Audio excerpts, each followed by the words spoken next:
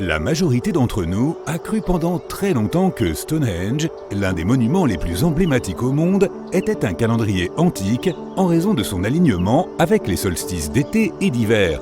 Mais personne n'a pu comprendre comment il fonctionnait vraiment. Aujourd'hui, une équipe de chercheurs a publié une nouvelle étude. Il s'avère que Stonehenge pourrait bel et bien avoir fonctionné comme un calendrier solaire sur une période similaire à celui qu'utilisaient les anciens Égyptiens et basé sur une année composée de 365,25 jours. Chacune des pierres de ce grand cercle mystérieux représentait un jour dans un mois. Et ces gros rochers sont appelés des pierres de Sarsène. Il s'agit en fait d'un calendrier perpétuel où les gens pouvaient suivre chaque coucher de soleil du solstice d'hiver. De cette façon, les gens qui vivaient près de Stonehenge, lequel se trouve encore aujourd'hui dans le Wiltshire au Royaume-Uni, pouvaient suivre les jours et les mois de l'année.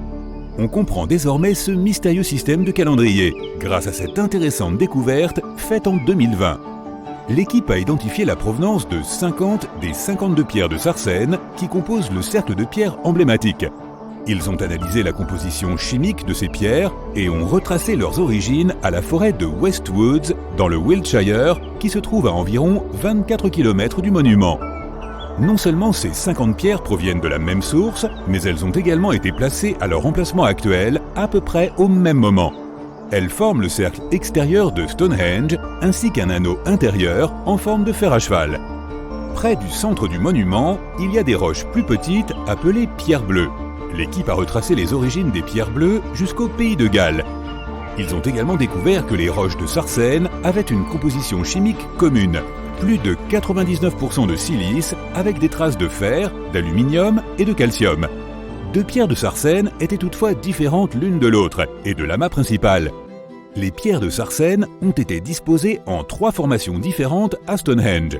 30 d'entre elles ont formé cet énorme cercle de pierres qui domine le monument. 4 pierres de position se sont retrouvées en formation rectangulaire à l'extérieur du cercle, tandis que les autres, situées à l'intérieur du cercle, ont été disposées en 5 trilithes. Également connu sous le nom de dolmen, un trilithe est formé de 2 pierres verticales avec un linteau horizontal au sommet. 30, 5 et 4 sont des chiffres assez intéressants dans ce système de calendrier. Les 30 menhirs qui sont répartis autour de l'anneau principal pourraient représenter les jours du mois. Si tu multiplies ce chiffre par 12, tu obtiens 360. Et si tu ajoutes 5, qui est le nombre de trilithes centraux, le résultat est 365. Et pour vraiment ajuster le calendrier, afin qu'il corresponde à une année solaire, il faut ajouter un jour bissextile supplémentaire tous les 4 ans. L'équipe pense que les anciens utilisaient justement les 4 pierres de position pour cela. Dans ce système, ils marquaient les solstices d'été et d'hiver chaque année avec la même paire de pierres. Les anciens ont commencé à construire Stonehenge il y a environ 5000 ans et il leur a fallu plus de 1000 ans pour terminer le travail. Mais le Stonehenge que l'on peut voir aujourd'hui n'est pas la version complète et originale du début. Beaucoup de ces anciennes pierres bleues et de ces blocs de Sarsène ont été cassés ou emportés. La structure entière a également changé au fil du temps, car de nombreuses générations, 180 pour être précis, se sont succédées depuis le début de Stonehenge et elles ont participé à sa construction et à sa reconstruction. Les gens ont créé Stonehenge en 4 étapes. Ils ont d'abord construit une enceinte circulaire qui s'étendait sur 100 mètres de diamètre et entourait 56 fosses. Un haut talus flanque le fossé de l'enceinte, tandis qu'il y a un talus bas à l'extérieur.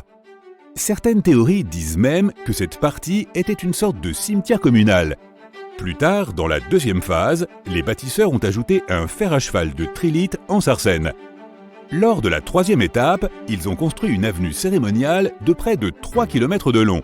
Elle suivait probablement le chemin des pierres bleues qui ont été déplacées des premiers trous d'Aubraie aux trous Q et R, un double arc dans lequel ces pierres bleues ont été disposées.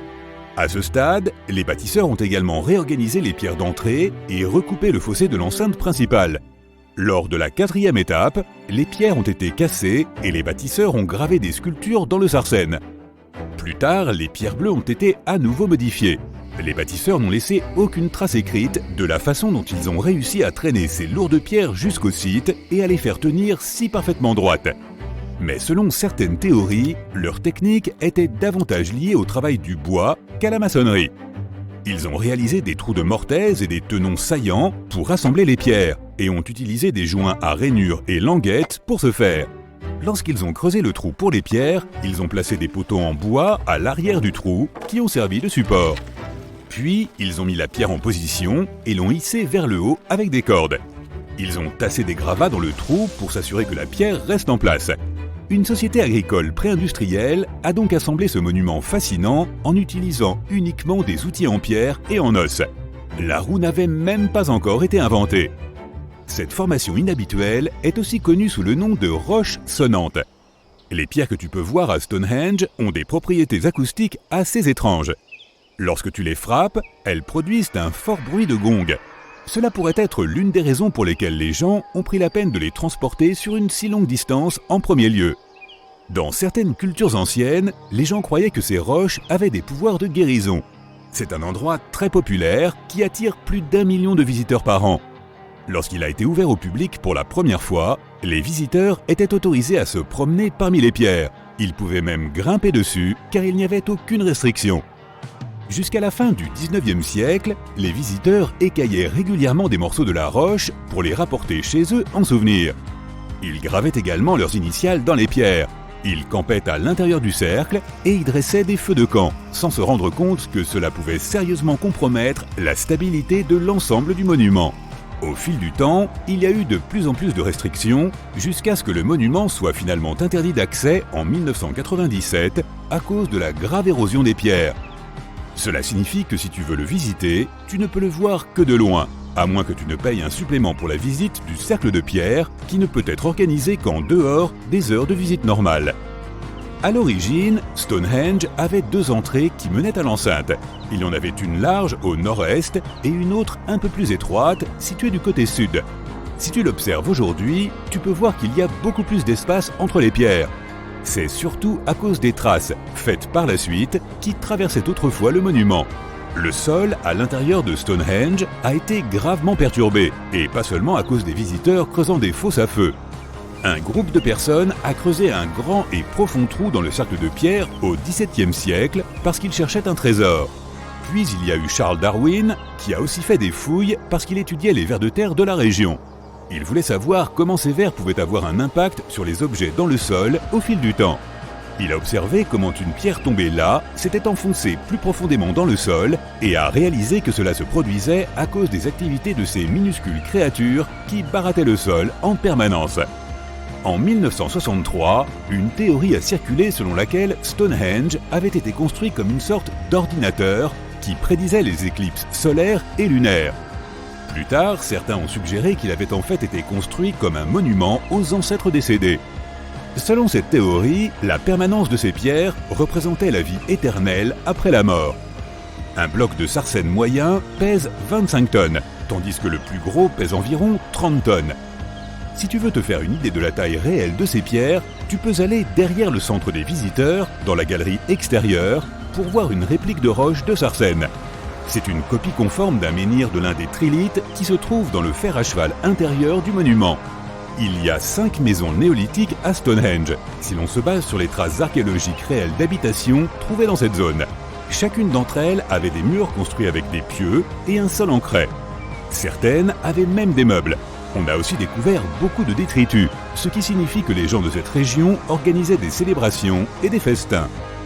Des recherches ont montré que les gens ont vécu dans ces maisons pendant 50 à 100 ans, vers 4500 ans avant Jésus-Christ, ce qui correspond à l'époque où les bâtisseurs ont apporté les roches de sarcène à Stonehenge. Pendant que Stonehenge était érigé, des générations entières ont connu des changements majeurs, de l'âge de pierre au début de l'âge de bronze. Les gens n'étaient plus aussi sédentaires et isolés. Ils ont commencé à voyager et à commercer davantage. Ce qui signifie qu'ils communiquaient beaucoup plus que leurs ancêtres, même au niveau international. C'est ainsi qu'ils ont pu faire connaître Stonehenge, et c'est aussi à ce moment-là que tout le mystère et la fascination pour ce monument ont commencé.